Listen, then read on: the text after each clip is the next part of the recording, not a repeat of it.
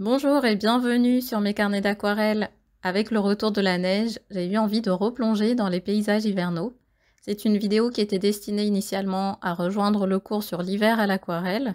C'est un cours qui s'adresse plutôt au niveau intermédiaire, donc si vous êtes un grand débutant à l'aquarelle, je vous conseille plutôt de regarder les autres vidéos de la chaîne. Sinon, c'est parti, je vous guiderai pas à pas pour peindre ce paysage.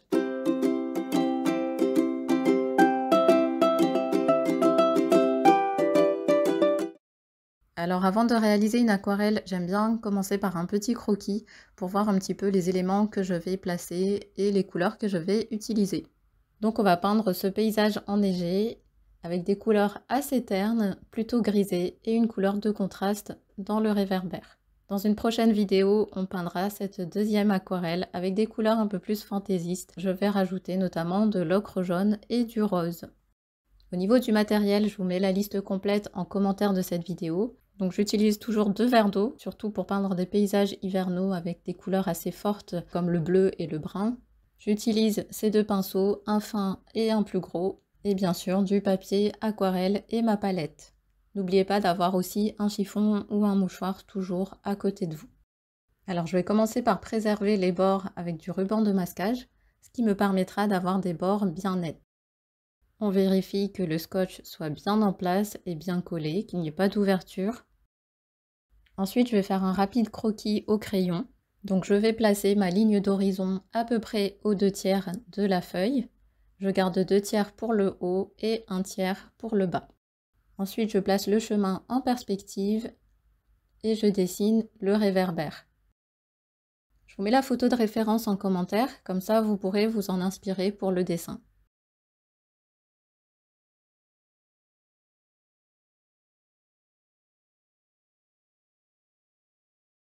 Je vais descendre un peu plus la ligne d'horizon qui me paraît un peu haute.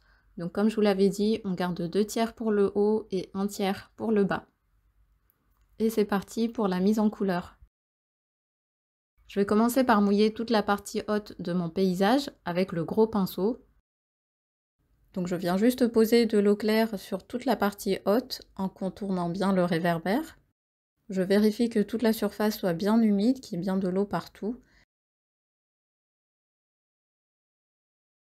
Et pour ça, on peut incliner le plan de travail, ça permet à l'eau de s'écouler vers le bas et de récupérer éventuellement s'il y a une goutte ou s'il y a trop d'eau qui s'accumule. On peut le récupérer avec le bout du pinceau et un chiffon. Au niveau des couleurs, je vais peindre un paysage assez terne avec du bleu indigo et du sépia naturel qui est un brun. Et en mélangeant ces deux couleurs, je parviens à du gris. Avec ce gris, je vais faire les arbres à l'arrière-plan sur humide. Donc dès que je pose les couleurs, elles fusent rapidement et s'éclaircissent, ce qui me permet d'avoir des arbres flous à l'arrière-plan. J'essaye de varier la taille des arbres pour ne pas avoir quelque chose de trop uniforme.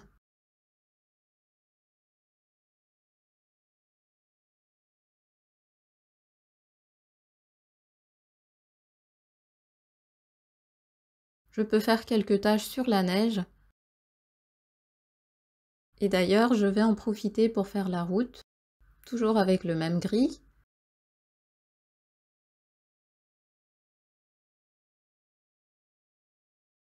Donc là, ça me paraît un petit peu trop foncé. Je vais rajouter de l'eau pour le dégrader. Je contourne bien le réverbère.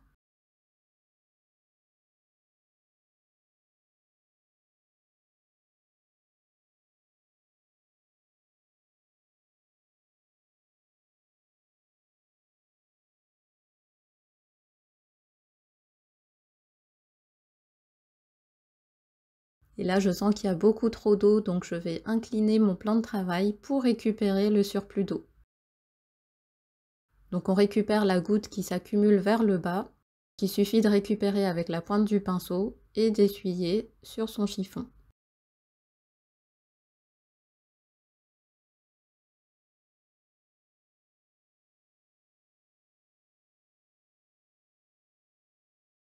D'ailleurs, je vois également une goutte qui s'accumule sur le bas des arbres.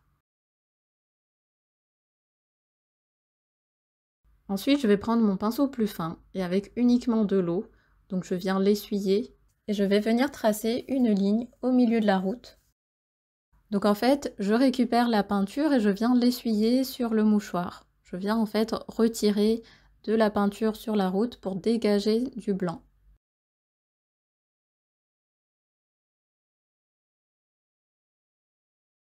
Je vais continuer toujours avec le pinceau fin. Donc au niveau de l'arrière-plan qui a déjà commencé un petit peu à sécher mais pas tout à fait, je vais pouvoir ajouter des arbres avec une couleur plus pigmentée, donc qui sera plus lourde et qui va mieux pénétrer dans le papier. Donc là déjà vous voyez que les couleurs vont moins fuser, voire pas du tout, puisque le papier a déjà commencé à sécher. Donc pour faire ces arbres, je fais simplement des formes un petit peu diffuses avec la touffe du pinceau. De temps en temps, avec la pointe du pinceau, je viens faire quelques branchages.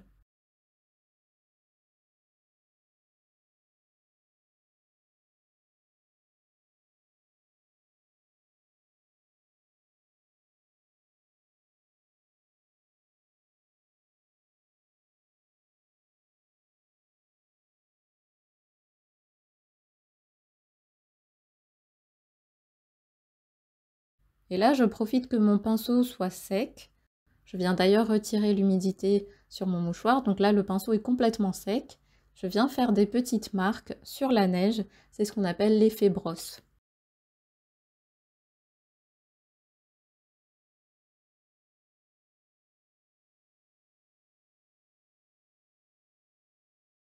Je reprends de la peinture et je vais faire les arbres de l'autre côté. Donc au niveau des couleurs, vous avez vu que je suis restée sur du bleu indigo et du sépia naturel, mais de temps en temps je vais varier en rajoutant soit plus de sépia, soit plus de bleu, ce qui me permet aussi d'avoir une variété dans ce gris. On ne reste pas sur un gris uniforme, on a vraiment une variété de gris qui va du plus bleuté au plus brun. C'est là l'intérêt aussi de faire des mélanges, surtout quand on peint un paysage hivernal qui est souvent très gris avec des couleurs gris-blanc. Plutôt que de prendre un seul gris dans le commerce, le fait de recourir à ce genre de mélange permet d'apporter plus d'intérêt à son aquarelle. Avec la pointe du pinceau, je vais faire également des branchages. Donc ce sont juste des traits vraiment avec la pointe du pinceau très fins.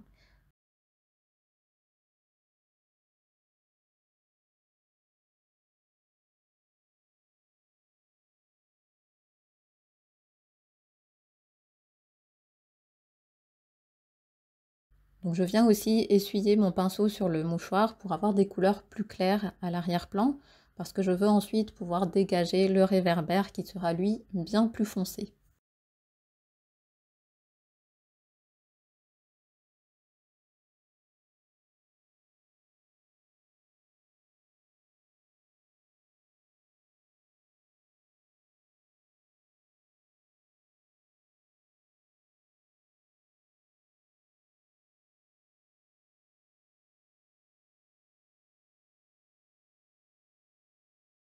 Je vais d'ailleurs passer au réverbère, donc je vérifie qu'il soit bien sec.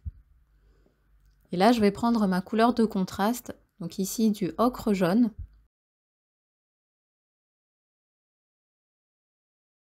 Je viens poser de la couleur bien pigmentée sur le haut.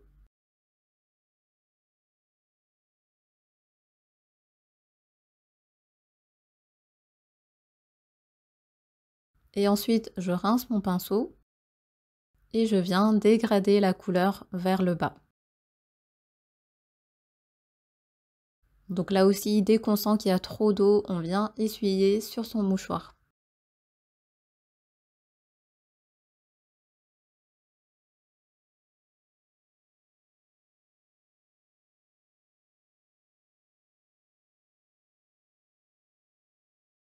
Et là, ça me permet d'avoir une lueur un peu dégradée qui va donner plus d'intérêt à ce réverbère.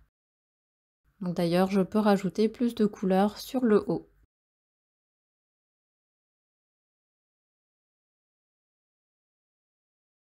Je vais maintenant attendre que ça soit bien sec pour pouvoir peindre le pied du réverbère.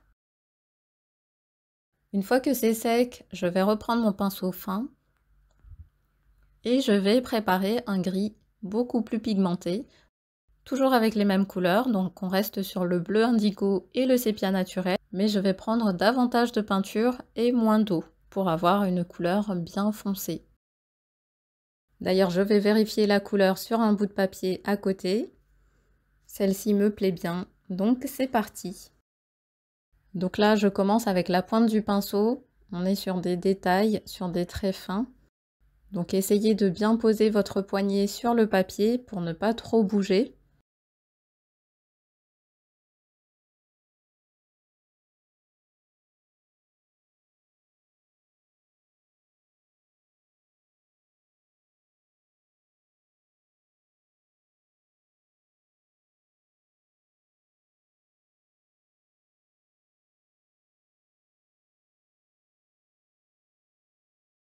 Au niveau du pied, je vais peindre le côté droit et je vais laisser le côté gauche plutôt blanc face à la lumière.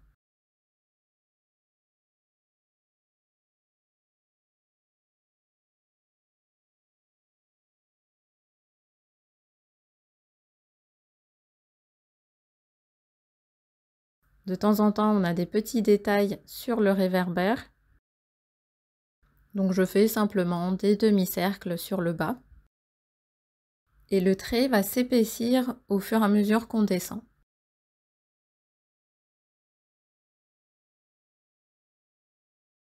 Je vais rajouter également quelques touches sur le côté gauche, mais sans remplir entièrement. On laisse beaucoup de blanc sur le côté gauche.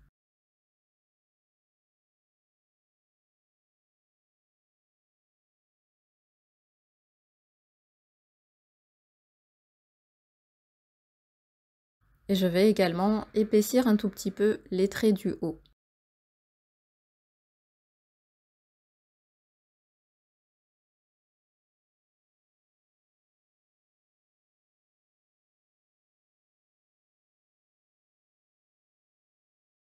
Donc voilà pour le réverbère.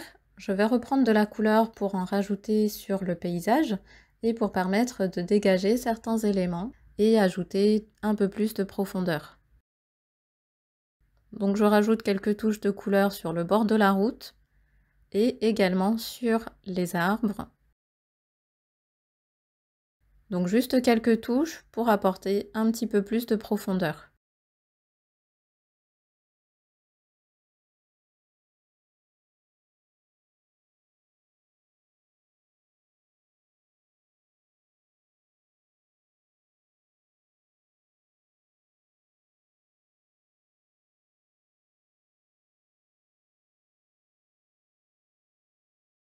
Je rajoute également un petit peu d'effet brosse.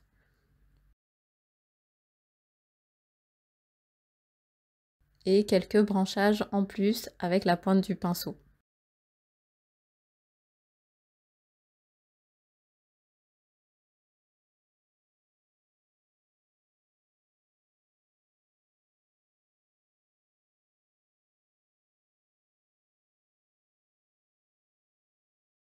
Je vois sur la photo qu'il y a un réverbère un peu plus loin, donc on peut éventuellement rajouter un poteau au loin sans entrer dans les détails.